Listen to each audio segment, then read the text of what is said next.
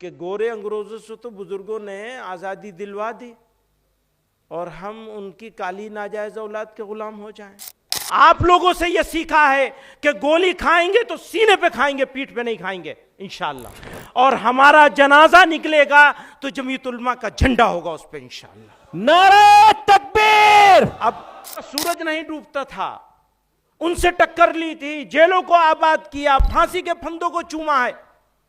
جب جب ظلم ہوگا تب تب جہاد ہوگا. جہاد کوئی انفرادی, نجی یا انتقامی کارروائی نہیں. جی ہاں دوستو, جب جب ظلم ہوگا تب تب جہاد ہوگا. حضرت مولانا سید محمود اسعد مدنی کے اسی بیان نے سوشل میڈیا پر آگ لگا رکھی ہے. بھوپال میں صدر جمعیت علماء ہند مولانا محمود مدنی کا جرأت مندانہ خطاب. کہا ہندوستان میں جہاد کا تصور نہیں, مسلمان آئینی وفادار کے پابند ہیں.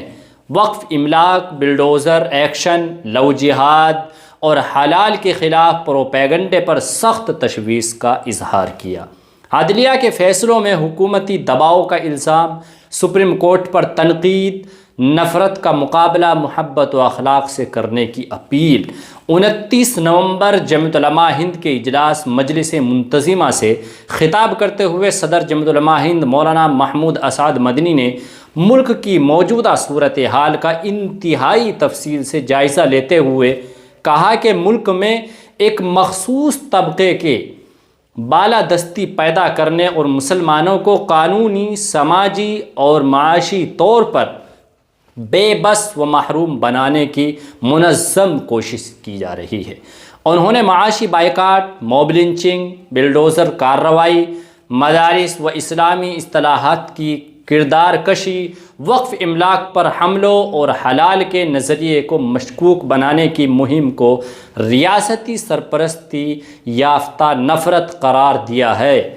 مولانا مدنی نے افسوس کا اظہار کرتے ہوئے کہا کہ آج مسلمان اپنے ہی ملک کی سڑکوں پر خود کو غیر محفوظ محسوس کرتے ہیں. انہیں قدم قدم پر نفرت, تحقیر اور خوف کا سامنا ہے. حکومت کی ذمہ داری شہریوں کے تحفظ کی تھی, لیکن بدقسمتی سے وہی ادارے منافرت کو تقویت دینے کا ذریعہ بن گئے ہیں. مولانا مدنی نے کہا کہ ملک کا آئین ہمیں اپنے مذہب پر چلنے اور اس کی تبلیغ کا حق دیتا ہے, لیکن کنورژن لاء میں ترمیم کے ذریعے اس بنیادی حق کو زائل کیا جا رہا ہے. مذہب کی تبلیغ جرم بنا دی گئی ہے جگہ جگہ, جبکہ گھر واپسی کے نام پر ایک خاص دھرم کے فروغ کو کھلی چھوٹ حاصل ہے. یہ دوہرا معیار سماج کو ایک مخصوص مذہبی سمت کی طرف دھکیلنے کی کوشش ہے. انہوں نے واضح کیا کہ وقف مسلمانوں کی نجی اور دینی جائیداد ہے. وقف نہ کسی بادشاہت کی ملکیت تھی اور نہ کسی حکومت کی. یہ عام مسلمانوں نے اللہ کے رضا کے لیے وقف کیا ہے. حکومتیں دہائیوں تک اس کے برباد ہونے کا نظارہ کرتی رہی ہے اور اب نئے قوانین کے ذریعے اس کے مقاصد کو تبدیل کیا جا رہا ہے. انہوں نے کہا کہ اگر حکومت نے مذہبی معاملات میں مداخلت جاری رکھی تو ہم لڑیں گے اور آخری دم تک لڑتے رہیں گے. کسی بھی مذہب سماج کے لیے عدل و انصاف سے بڑا معیار ہے. کسی بھی مذہب سماج کے لیے عدل و انصاف سے بڑا معیار ہے. عدل و انصاف کے بغیر بڑی سے بڑی ریاست اور طاقتور ترین ملک باقی نہیں رہ سکتا. افسوس کے ساتھ کہنا پڑتا ہے کہ گزشتہ کچھ برسوں سے بالخصوص بابری مسجد, طلاق ثلاثہ جیسے مقدمات کے فیصلوں کے بعد یہ تاثر مضبوط ہو رہا ہے کہ عدالتیں حکومتوں کے دباؤ میں کام کر رہی ہے. جی ہاں دوستو, اقلیتوں کے آئینی حقوق اور دستور کے بنیادی اصولوں کی تشریح کے ایسی مثالیں سامنے آئی ہیں جنہوں نے عدالتوں کے غیر جانبدارانہ کردار پر سوالیہ نشان کھڑے کر دیے ہیں. موجودہ وقت میں عبادت گاہ ایکٹ کو نظر انداز کرتے ہوئے گیان واپی متھرا کے مقدمات کو قابل سماعت قرار دینے کا فیصلہ بھی اسی رویے کی واضح مثال ہے. یاد رکھیے, سپریم کورٹ اس وقت سپریم کورٹ کہلانے کے مستحق ہے جب تک وہ آئین کی پابندی کرے اور قانون کے حقوق کا خیال رکھے۔ ایسا نہ کرے تو وہ اخلاقی طور پر سپریم کہلانے کی حقدار نہیں رہتی۔ مولانا مدنی نے جہاد کے موضوع پر غلط فہمیوں کا ازالہ کرتے ہوئے فرمایا، جس لفظ کو لے کر آج سوشل میڈیا میں پروپیگنڈا پھیلایا جا رہا ہے اور مولانا مدنی کے اس جہاد والے بیان کو جہاد کا فتویٰ بھی کہہ رہے ہیں، اس کی سچائی مولانا مدنی نے کیا بیان فرمائی ہے ذرا سنیے۔ فرمایا کہ جہاد کے موضوع پر غلط فہمیوں کا ازالہ کرتے ہوئے مولانا مدنی نے فرمایا، اسلام اور مسلمانوں کے دشمنوں نے اسلام کے مقدس اصطلاحات مثلا جہاد کے لفظ کو ایک گالی، فساد اور وائلنس کا ہم نام بنا دیا ہے۔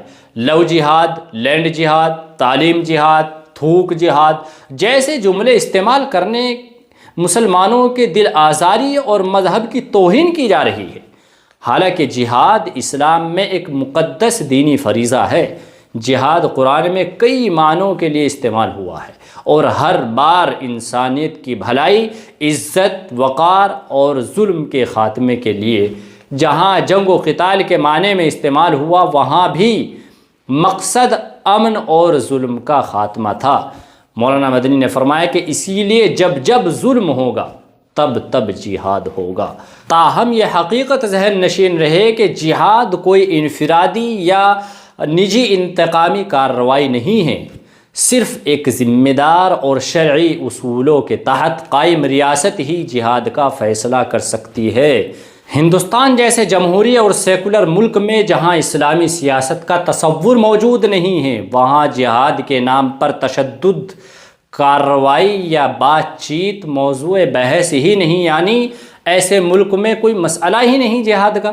لیکن یہاں کی میڈیا ہے کہ وہ ہندوستان کے حالات کو لے کر کے جہاد کو بڑھا چڑھا کر کے پیش کر رہی ہے۔ یہاں جہاد کا مطلب ظلم کے خلاف آواز اٹھانا، حق کا دفاع کرنا اور آئینی و قانونی جدوجہد کرنا ہے۔ مولانا مدنی نے کہا کہ ملک میں تقریباً 60% آبادی خاموش اکثریت پر مشتمل، اگر ہم نے اسے اپنے اخلاق، کردار اور خدمت انسانیت کے ذریعے مسخر نہ کیا تو فرقہ پرست عناصر اسے اپنی طرف کھینچ لیں گے۔ انہوں نے نفرت کے جواب میں نفرت کے بجائے دعوت، حکمت، خیرخواہی اور اعلیٰ اخلاق کو واحد راستہ قرار دیا ہے۔ مولانا مدنی نے مضبوط لہجے میں کہا، گولی کھائیں گے تو سینے پر کھائیں گے، پیٹھ پر نہیں، اور اگر ہمارا جنازہ نکلا تو جمعیت علماء ہند کے جھنڈے میں ہی نکلے گا انشاءاللہ۔ مولانا مدنی نے مسلمانوں سے اپیل کی کہ اولاد کی اچھی تعلیم و تربیت کرے۔ بچہ اللہ تعالیٰ کے انعاموں میں سے ایک بڑا انعام ہے، لیکن دوسری طرف اللہ تعالیٰ نے اسے آزمائش بھی قرار دیا ہے۔ یاد رکھیے گا، اجلاس میں ممتاز شخصیات شریک تھی، جن میں خصوصیت کے ساتھ دارالعلوم دیوبند کے محتمم مفتی ابوالقاسم نعمانی، مولانا عفان صاحب منصور پوری، مولانا حکیم الدین صاحب قاسمی جنرل سیکریٹری جمعیت علماء ہند، مولانا سلمان صاحب بجنوری، اور بڑی تعداد میں ذمہ داران اور نمائندگان شریک ہوئے ہیں اس اجلاس میں۔